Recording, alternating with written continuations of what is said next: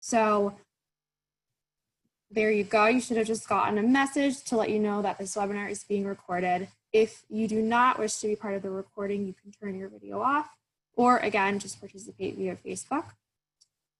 We do not anticipate there being any disruptions to today's webinar, but in the event that something does happen, we will end the meeting and send a follow-up email to all attendees.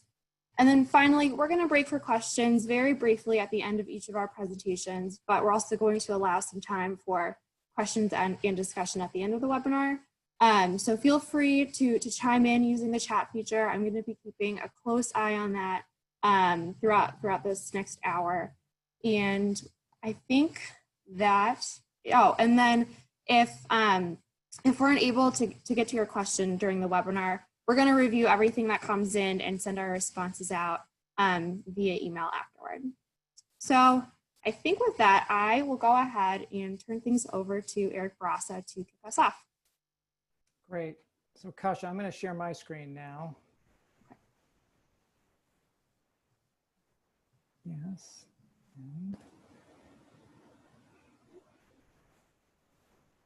Okay.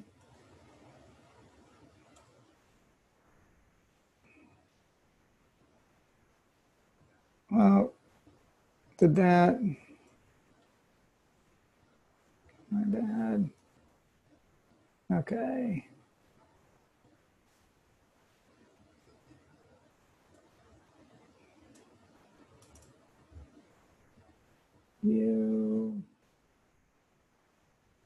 Okay, can folks see that? Sorry about that. So everyone, welcome. Good afternoon to joining our webinar, which is about sharing our streets and creating more space for walking, biking, and outdoor dining. My name is Eric Bourassa. I'm the Director of Transportation at the Metropolitan Area Planning Council, MAPC. And joining me today are Brad Rawson, who is the City of Somerville's Director of Mobility, Kate Fichter, who is the MassDOT Assistant Secretary for Policy Coordination, and David Loutzenheiser, who is one of our senior transportation planners at MAPC. The goal of this webinar is really to share some information around these open street treatments, to hear what are some of the issues and challenges at the local level that people are facing or interested in discussing, and really how MAPC and our state partners can help. The focus of this is really about quick build street changes that can be implemented over the next 6 to 8 months to really support the reopening and the recovery. After each speaker, we are going to have a little bit of time for questions. So again, please use the chat feature and we will try to take a few questions, and then we're going to have some time at the end for more questions and discussion. Before I talk about some of these street treatments, I want that I want to discuss today, I want to draw a connection to how this work supports racial equity. We know that the areas most impacted by this pandemic right now are low-income communities of color, really with the poorest air quality. And if we continue to focus our transportation infrastructure on polluting modes of transportation, we're just going to continue these inequities. So as we begin to plan a world in the post-coronavirus era, it's clear that racial justice must be front and center. So on that note, many of our communities today are observing a moment of silence at 3:45 to commemorate the murder of George Floyd, which has highlighted structural racism on a national scale. So we'd like to take a moment of silence now. So please, if you are unmuted, please mute your microphones now, and please join me in a moment of quiet reflection.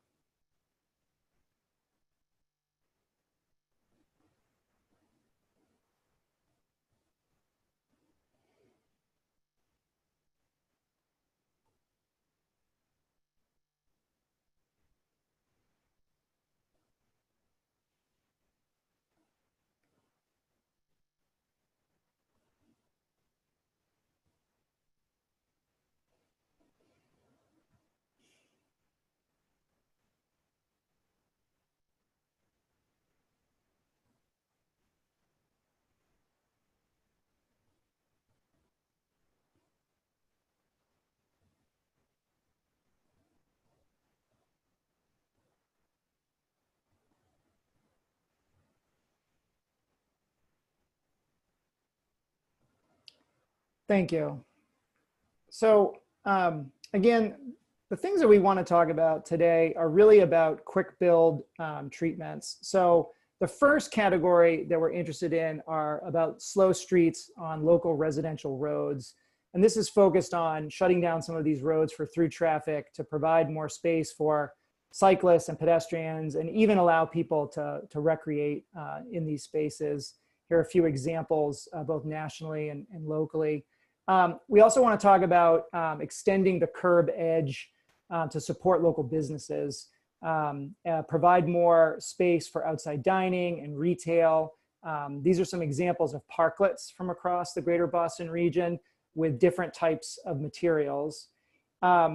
There's also a strategy that's being used across the country right now to take over public parking areas or even entire streets and creating outdoor dining spaces called streeteries. And we also want to talk about establishing more separated bike facilities and connecting our separated bike facilities to create a strong commute option for people during the reopening, and really allow people to have another option to driving alone, and also free up capacity on the MBTA so we don't have overcrowding there, so that we can keep that space for our most essential workers and transit-dependent populations. These are a few examples from across the world, and here are some examples in North America. And again, we're talking about temporary, very implementable features using cones and barrels. And then finally, weaving into this is the curbside pickup zones and how you plan for that with all, and how you coordinate with that with other uses of street space, and having good signage so people understand the difference between what these treatments are. So there are a few resources that are out there. The National Association of City Transportation Officials, NACTO, just put out a Streets for Pandemic Response and Recovery, a great guide. There are a few other guides too. There's a Tactical Urbanist guide. All of these resources will be on our website. The City of Tampa, Florida has a great guide for expanding restaurant and retail space. And so does the City of Burlington, Vermont, in terms of materials and standards.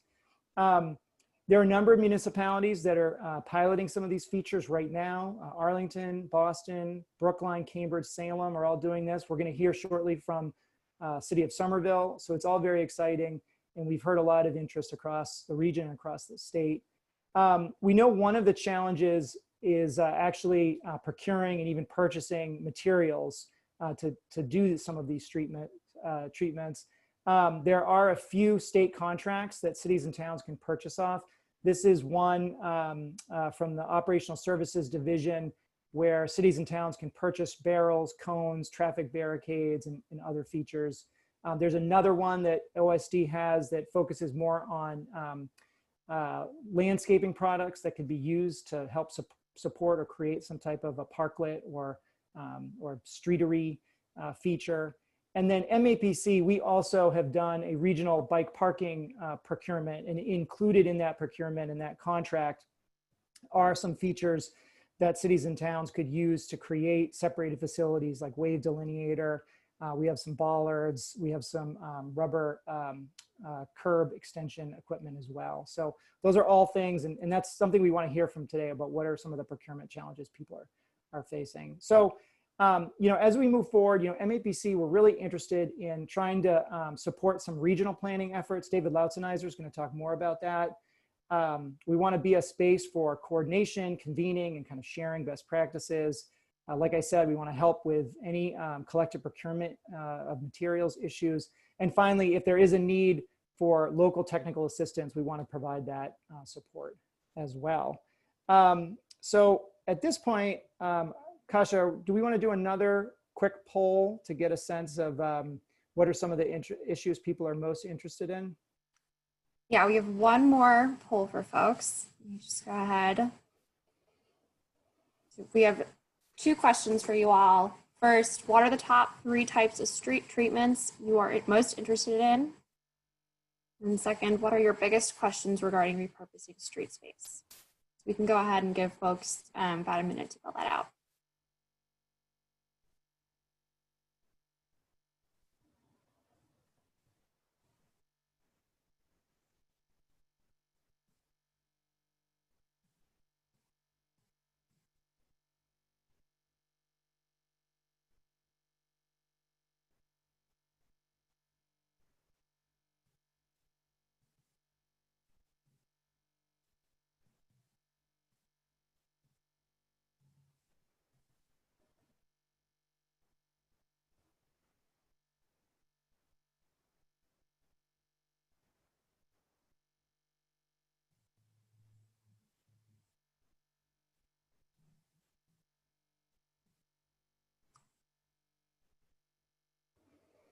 All right, looks like just about, looks like most folks have voted. So I'm going to go ahead and end the poll quickly. And here are our results. Outside dining. Well, everything is, people are interested in a lot of these things, which is great. And then for our second question, pretty split. Pretty split, but yeah, how to get that local institutional support and funding. Okay, that's good. Thank you, everyone. So we now want to turn it over to Brad Rawson and hear about what the city of Somerville has been doing. So Brad, do you want to take it away? Thank you, Eric. Can you hear me? Yes. Well, good afternoon, friends and neighbors and colleagues and advocates. My name is Brad Rawson. I serve the great city of Somerville as Director of Mobility within Mayor Joe Curtitone's Office of Strategic Planning and Community Development. A little team of 5 that I'm responsible for is part of about a 50-person community development organization that is the city's chief policy shop for all things related to affordable housing, economic opportunity, parks and public space, as well as the team that I'm responsible for, which is our mobility group. I'm delighted to be here today. Mayor Curtitone sends his regards and his gratitude for all the work of MAPC, our state partners, and our neighboring municipalities. I want to be very honest, folks. My role during the emergency has been a relatively small one. And one of the things that has characterized this emergency is a real demonstration of solidarity and coordination among municipalities. Joe serves as co-chair of the Metropolitan Mayors Coalition, which is staffed by MAPC.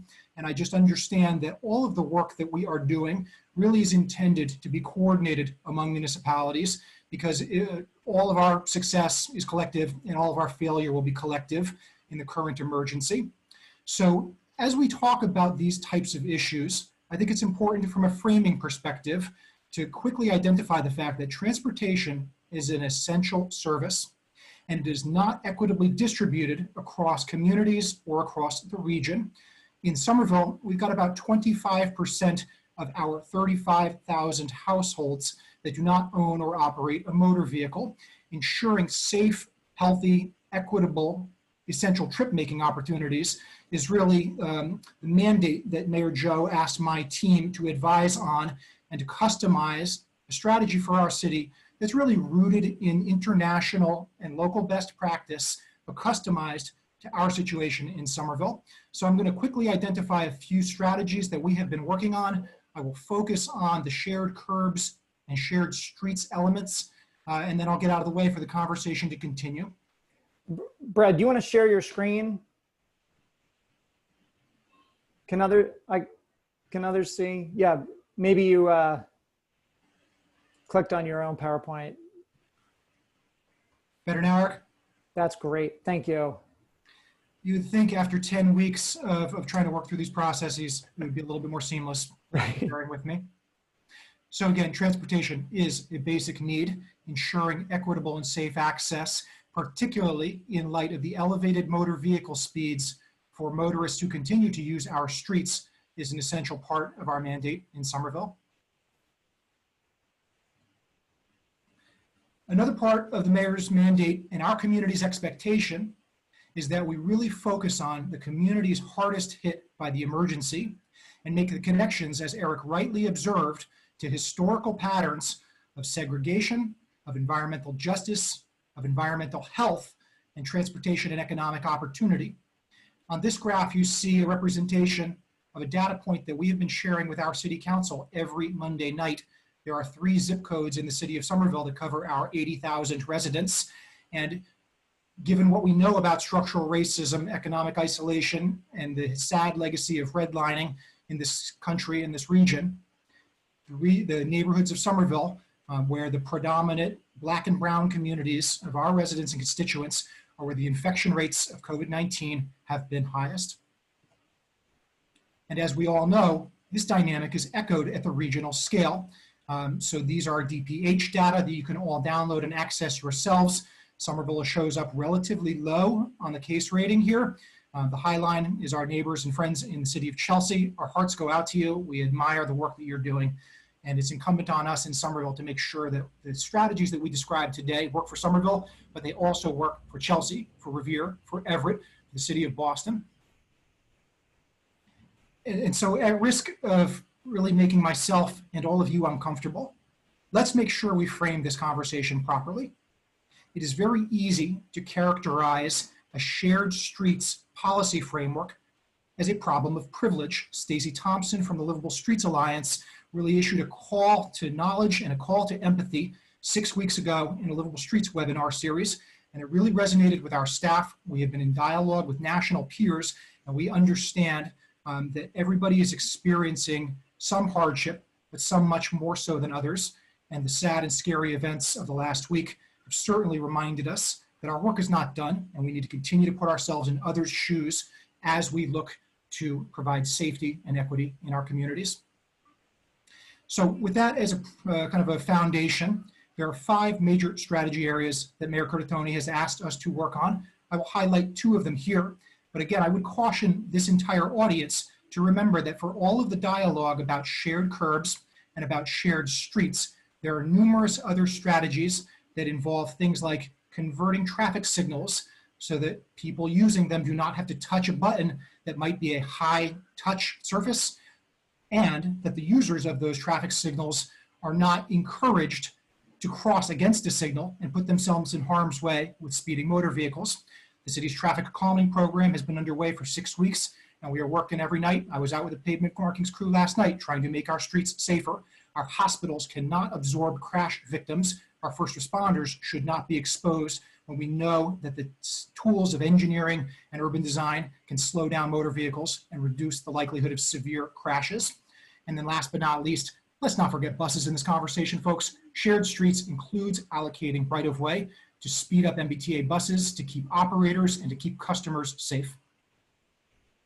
So I'll dive right into our shared curbs strategy. The problem we are trying to solve, as so many of you are, is that managing curb space can either facilitate or make adherence to public health guidance easier or harder. The city of Somerville, like so many others, has changed parking meter regulations, allowing for more convenient pickup and drop-off activities. We have also begun deploying sidewalk widening programs, and I want to give a shout out to neighbors and friends in the town of Brookline, the city of Salem, and others who have led the way on these treatments. We just put our first one in place last week. Engaging our stakeholders is important to the city of Somerville, and so here you see a screenshot of an electronic form that is issued to our business and nonprofit community, making sure that we understand where folks see opportunities for alternate curb uses. Everybody's got a version of this. Here's Somerville's. You can't show this slide enough. I've been showing it for the last 5 weeks or so, ever since Todd and the team in the town of Brookline deployed this solution. The idea of creating extra circulation and queuing space outside of an essential business at a grocery store is fundamentally consistent with a public health message and an equity message. This slide shows Somerville's first foray into this area. When we think about all of the important business districts, even in a small city like Somerville, it's important to note that Union Square is characterized by historic entrepreneurs of color and low-income adjacent populations. Therefore, the mayor asked us to prioritize these treatments in our Union Square district. So just last Friday, our team was able to deploy about 100 cones as a demonstration, and you'll see that we've been able to preserve parallel parking and reallocate right-of-way space to simply create a little bit extra circulation space. This is a quick image of design. I won't dwell on it. It is part of the slides that have been distributed to you, and you can digest it at your leisure. However, I do want to acknowledge that I have a fantastic team of staff, a small one, but a fantastic one, that has been able to insource this work, drawing from standards in the NACDO universe, as Eric acknowledged. But for many communities, the technical assistance problem is real, And that's where we're so pleased about the partnership of MAPC, several foundations in the area, MassDOT and the MBTA, who are all looking to lift up municipalities who have different capacities and characteristics. Okay, let's start talking about our residential shared streets program. Notice the choice of vocabulary, folks. I did not say open streets, and I did not say closed streets. In Somerville, the model that we've pursued is called shared streets. It is a butters only. It is restrictions to through traffic. Local residents, deliveries, first responders, and functional vehicles like street sweepers are all allowed to continue using these facilities. It's also really important, and now more so than ever, to point out that these are not policed facilities.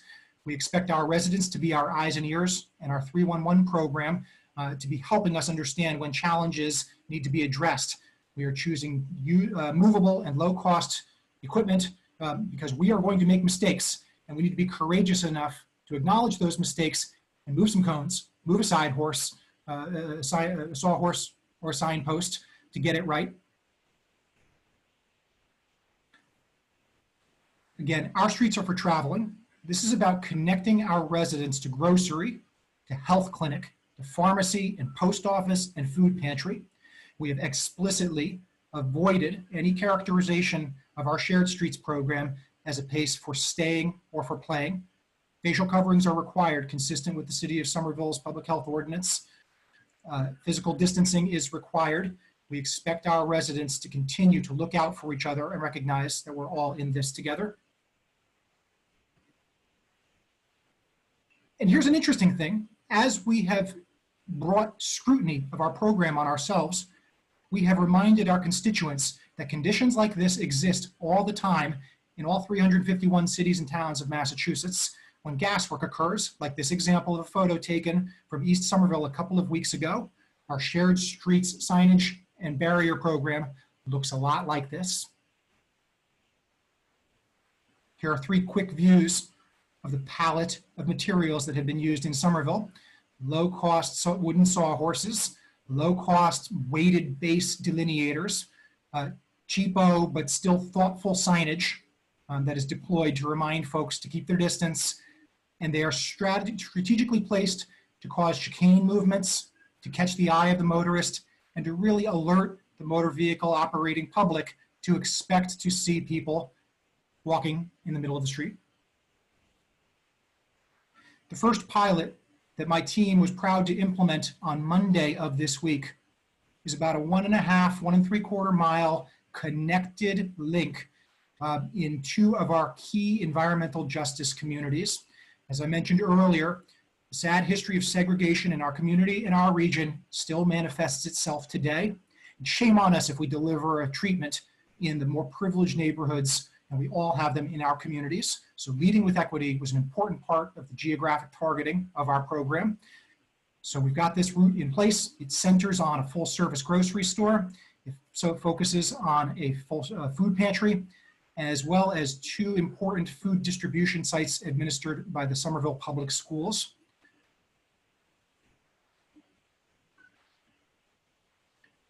The context that this first phase fits in terms of the larger citywide network, and please do keep in mind the far northwestern corner of Somerville where I live, down to the far southeastern corner of Somerville near the Cambridge and the Boston lines is only about 3 miles. We have a very small geography, and it's really important to us that we serve all communities. However, as we said, we prioritize the communities that have been most disproportionately burdened by historical processes and the current emergency. As I start to wind down here, I'll blaze through a couple of slides. We can make these available for you. Our team has mocked up turning radii. Our staff were out there with fire and emergency services professionals making sure that fire apparatus can make turns without asking first responders to step out of a vehicle and move a sawhorse. We have a robust engagement platform, and we mean what we say. We want feedback. We're going to get stuff wrong. We are working hard to answer questions that come in on the daily.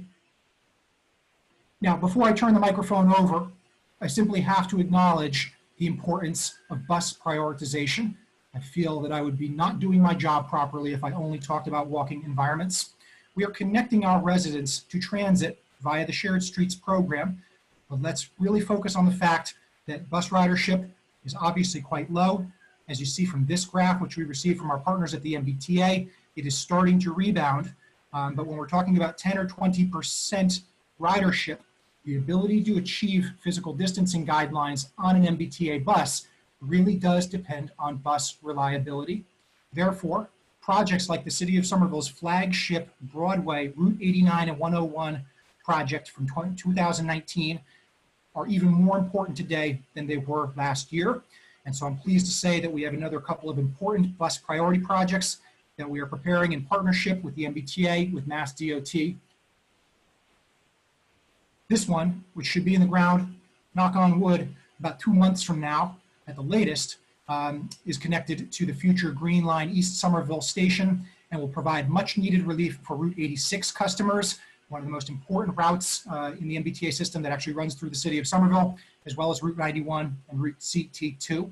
So we've been working on this in partnership with a fantastic team at the MBTA and Mass Highways District 4, which is just, an incredible office. And I really want to applaud our state agency partners. So with that, thank you for your forbearance. I'll be happy to answer questions later in the program. So Brad, we're going to take a couple questions actually just right now for you. So one of the questions is about measuring success. Have you been thinking about how you'll measure these treatments at all over the course of the summer? Eric, I want to be very honest. The mayor expects us to measure everything we do. The SummerStat model is our DNA in Somerville. Having said that, the tiny team that I'm responsible for has been absolutely strapped working to deliver not only this program, but all of our core work for our 2020 work program. We will be relying on staff, consultants, and volunteers to count human beings. The city of Somerville has a fantastic 10-year-long bicycle and pedestrian counting program.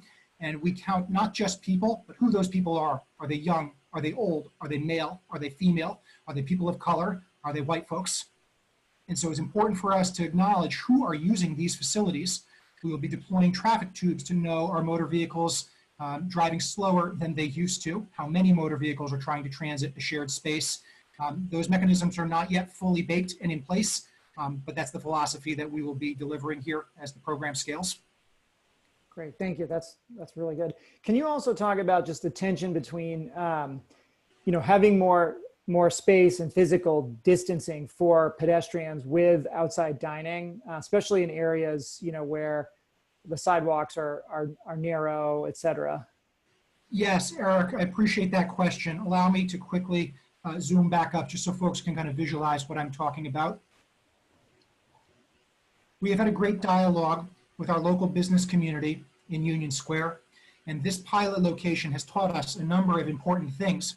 First and foremost, that we need to provide for accessible circulation and accessible paths of travel.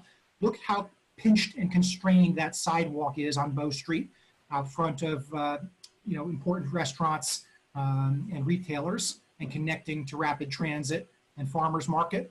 And the city of Somerville's farmers market is really an equitable space, not a luxury space. So this is the way you get to it. If the great restaurateurs on this block wished to engage in sidewalk dining, or the comic shop wanted to engage in sidewalk vending, we would have to have the next mature conversation about reallocating parking space. There is simply not enough space to have it both ways, and circulation in the city of Somerville is going to come first. We've selected this location because it's a little bit wider, but there will be other business districts where the conversations are harder, and we've been meeting with our business leaders every day this week, and we're asking them to help us do the work and help prioritize the function of the right-of-way, which is publicly owned land. We all own it, and it's got to work for all of us. So last question, and I know that people are, please put more questions in. We'll address more of them towards the end. Is Brad, has the city thought about putting any signs, or has the city put any signs in multiple languages? Yes, Eric, thank you for that question. I had a relatively small thumbnail of the hands-free pedestrian signage that we've installed at about 25 locations around Somerville. It is printed in our 3 dominant languages. For the Shared Street program, we have multilingual flyers that are taped up to utility poles and handed to residents, passerby, and stakeholders. We have a robust immigrant services program called Summer Viva. It is absolutely fantastic. And working through community partners, we're trying to make sure that we get the word out, particularly to hard to reach populations and populations for whom English is not a first language. Great. Thank you, Brad. So we're going to come back with some of the questions, but please feel free to add more questions. And I know some of the city and town staff have been adding some of the efforts that they've been doing, which is fabulous too, to the chat. So I'd like to now turn it over to David Loutzenheiser to talk a little bit about some of the regional planning that MAPC is doing. Great. Good afternoon, everyone. Thank you to Eric for setting the stage, and to Brad for really showing how a community can lead the effort, proactive in this situation. Let me get to my screen. Okay. So today I'm here to talk about creating a regional a bike network, and we've talked about sort of, Brad has talked about, so the shared street concepts and dining and so forth. I'm here to talk more about a regional effort to create a regional protected bike network. So why create a regional bike network? Obvious reasons: creating a healthy mode of transportation that allows for social distancing. We do know that we have a limited capacity of motor vehicles. We have a limited capacity with the MBTA, and through this pandemic, we're actually seeking to have a lower occupancy of the MBTA than normal. And so, what mode is left really that can be expanded is the bicycle mode, particularly from a commuting distance of 5 to 10 miles. The bicycle is very competitive in time with both driving and the MBTA. So this allows, by maximizing or improving the bicycle network, we're able to provide more space on the T for those that need to take the T, and we won't be expanding the capacity for motor vehicles.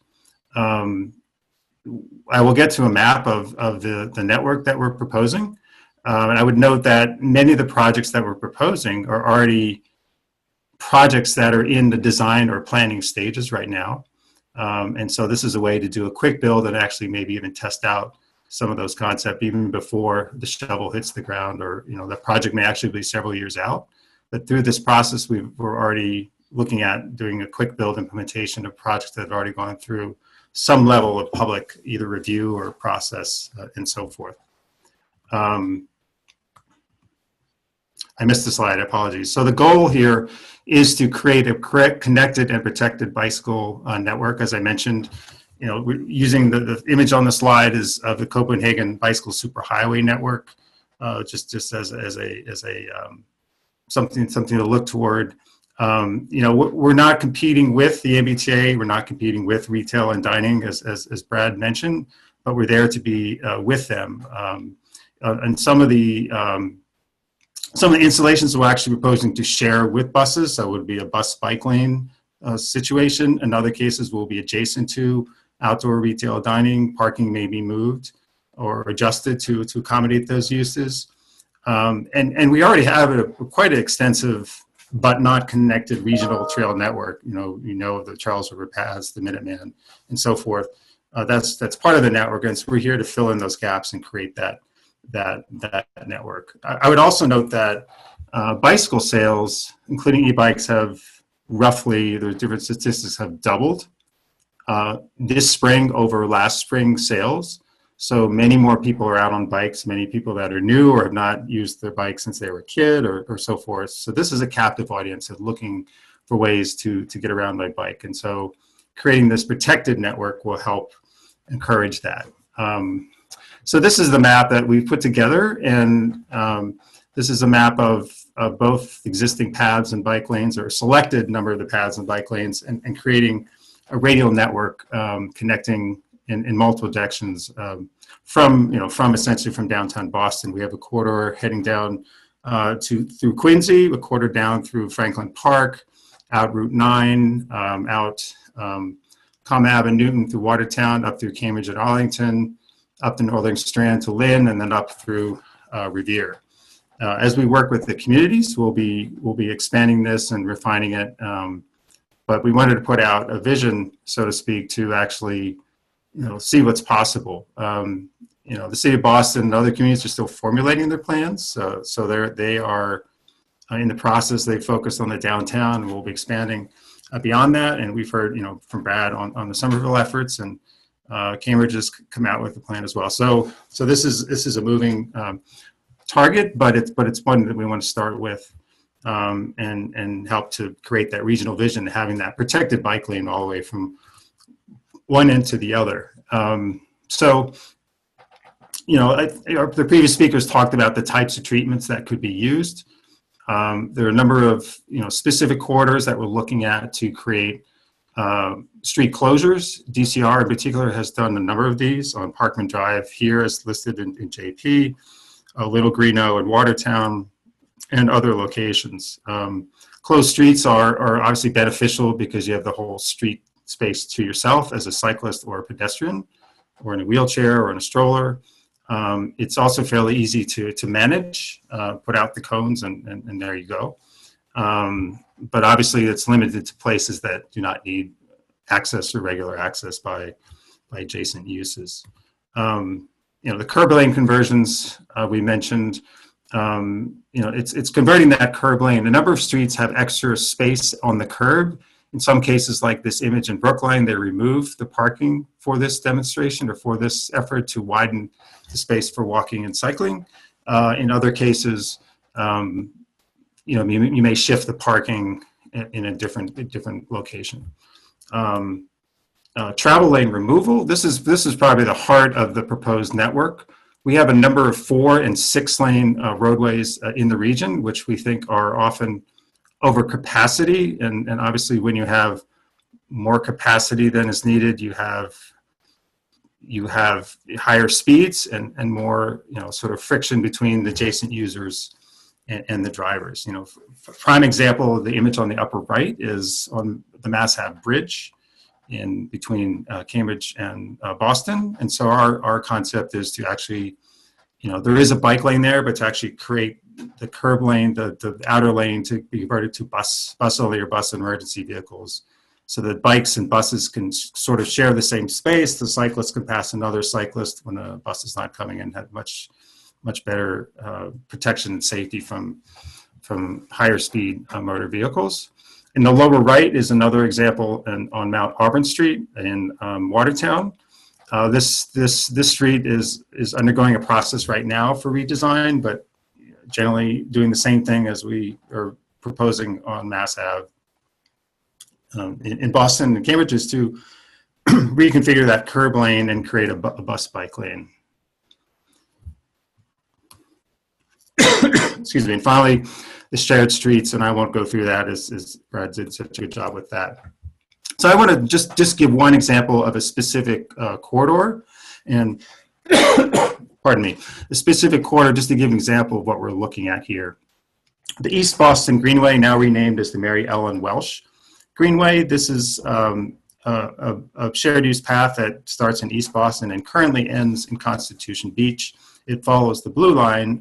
There is now a process to extend that both to Winthrop and also north to Revere.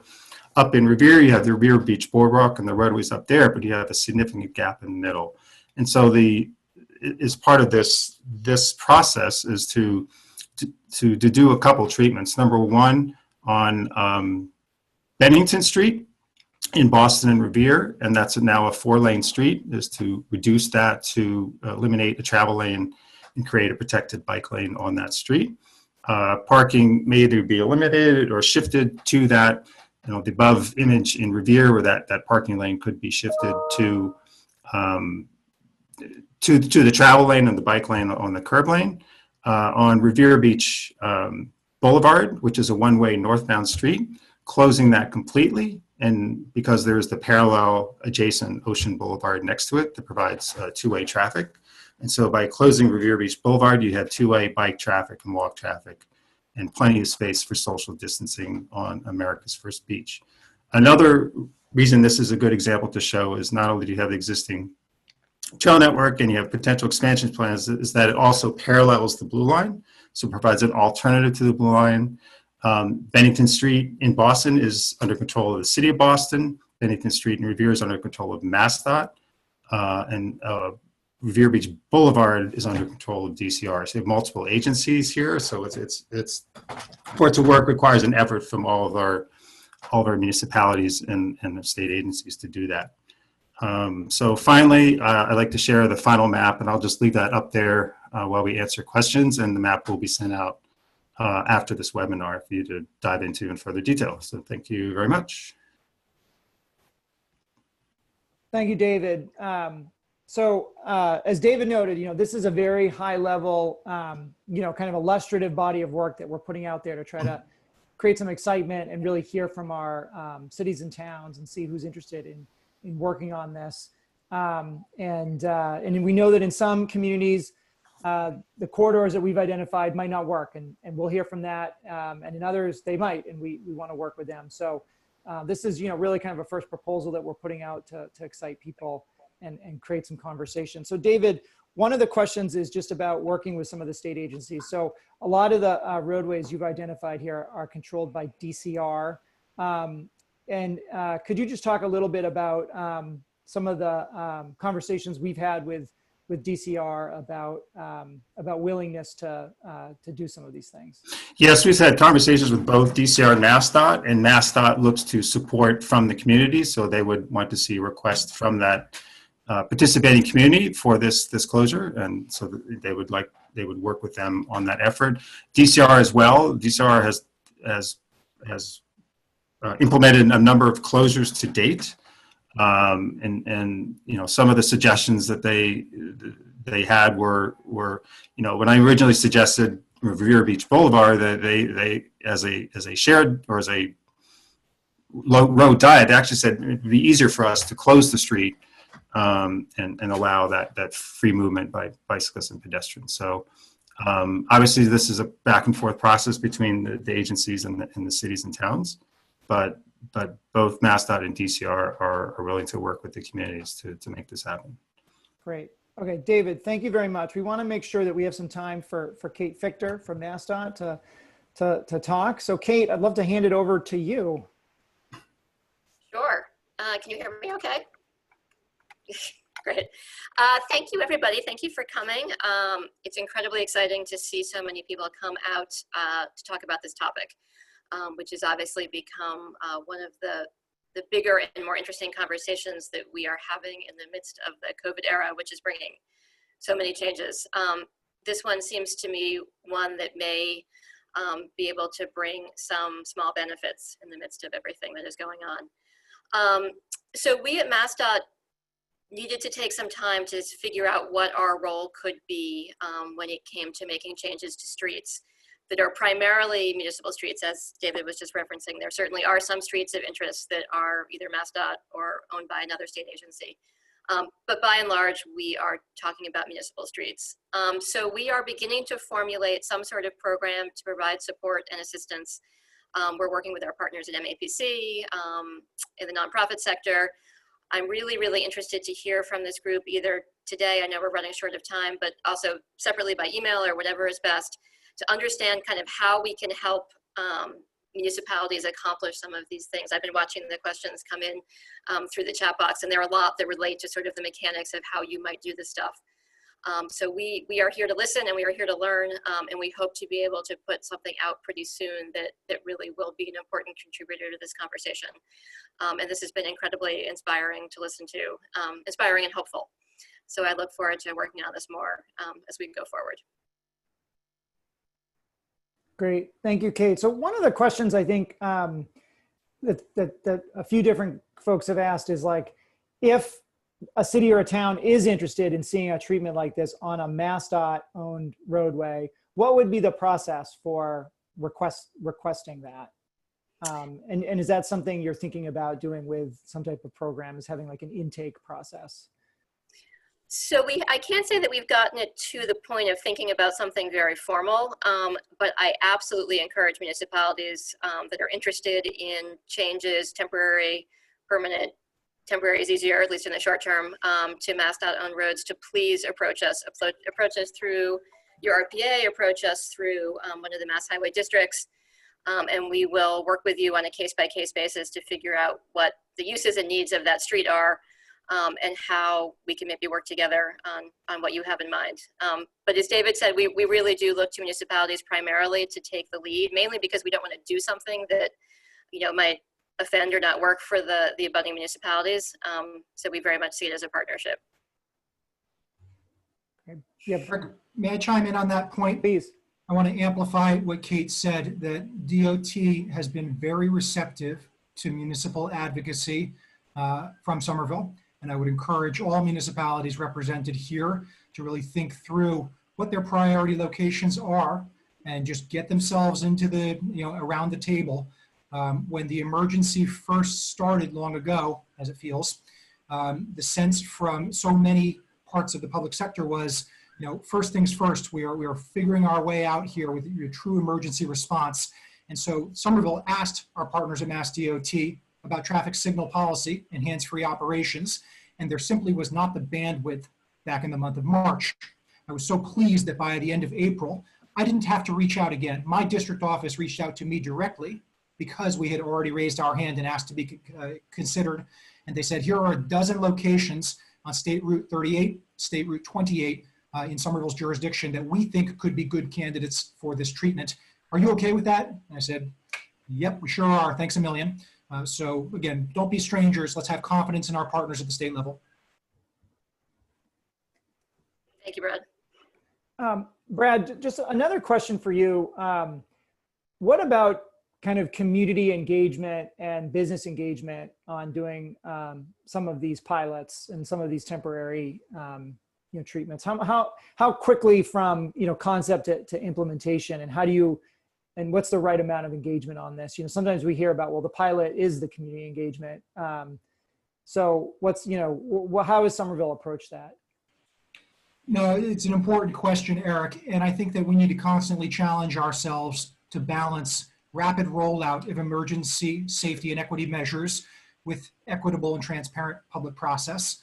And I personally, in my organization, always have work to do to get better on that spectrum.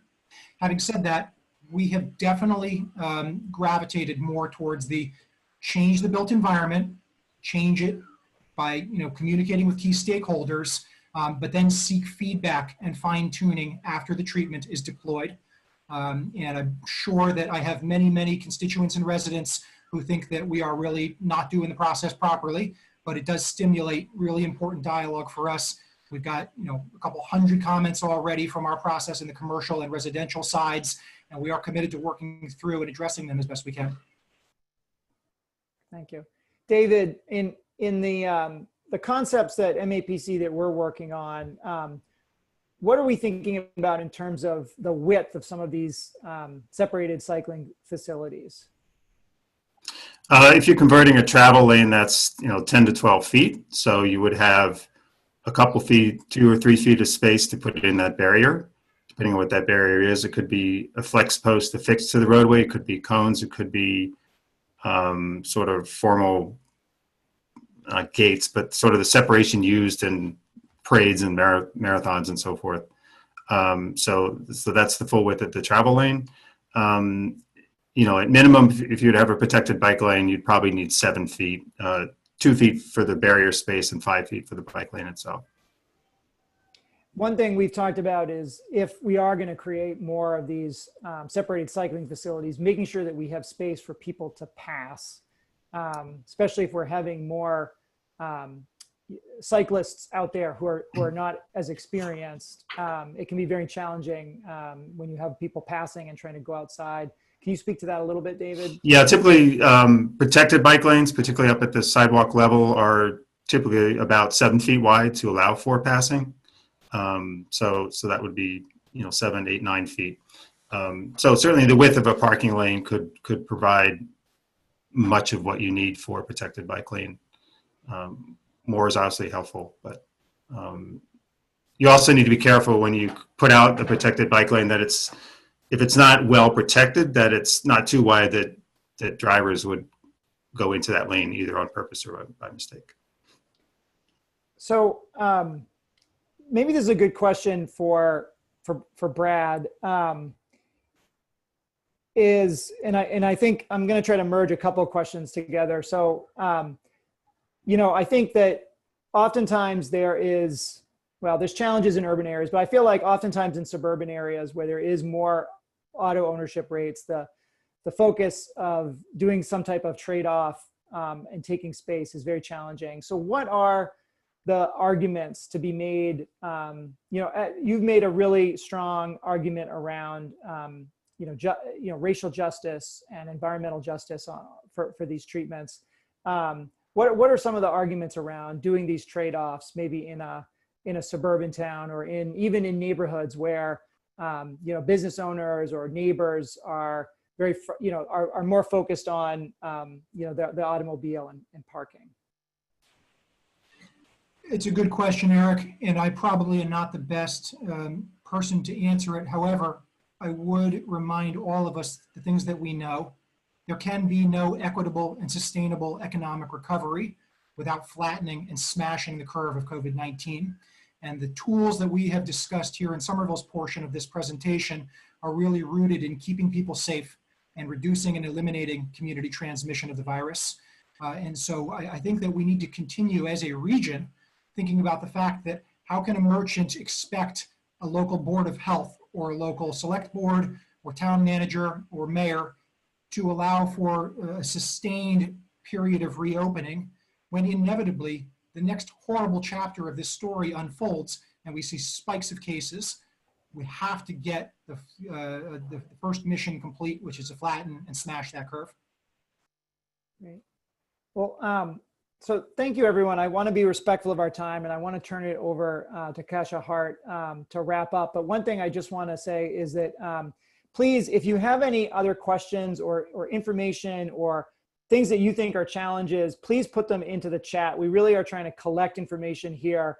As Kate said, MassDOT is thinking about some type of support for cities and towns, and the more they can hear about what's needed at the local level, guidance. There's a question here about how do we deal with ADA issues? I know this has come up. That's something MAPC is researching. Funding, procurement, the questions of how do you address, how do you get political leadership to support? So if people could put more of those things in here. We did do the poll, but any information, we want to be able to collect more of that and troubleshoot as best that we can. So let me turn it over to Kasia. Thank you all so much. Yeah, thank you all so much for joining us today. This webinar is part of a series that we're doing on COVID-19 response and recovery. So stay tuned for more webinar topics in the coming weeks. And as we mentioned earlier, we're going to be sending out the PowerPoint materials in the webinar recording to all attendees. We'll have it posted on our website so you can forward that along to others who weren't able to attend.